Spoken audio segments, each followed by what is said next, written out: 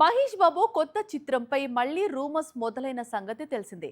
అయితే లేటెస్ట్ గా రేస్ లోకి వచ్చిన అనిల్ రావిపుడి తాను సూపర్ స్టార్ తో మూవీ చేయడం లేదని క్లారిటీ ఇచ్చాడు.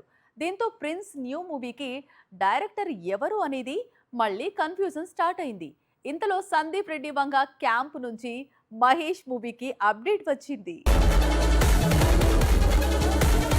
వారణాసి తర్వాత మహేష్ బాబు కొత్త సినిమాపై ఎట్టకేలకు క్లారిటీ వచ్చినట్లయింది.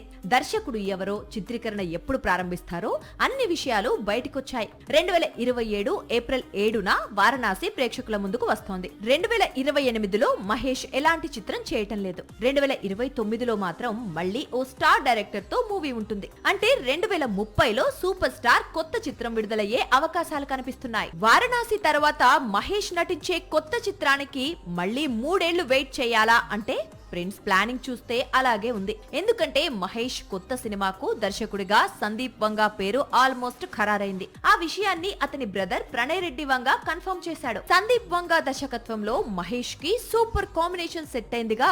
స్పిరిట్ తర్వాత ఈ ప్రాజెక్టు పట్టాలెక్కితే 2030 వరకు వెయిటింగ్ ఎందుకు అంటే అదో పెద్ద స్టోరీ. స్పిరిట్ తర్వాత 6 నెలలు విరామం తీసుకుని యానిమల్ సీక్వెల్ తెరకెక్కించబోతున్నాడు సందీప్ వంగ.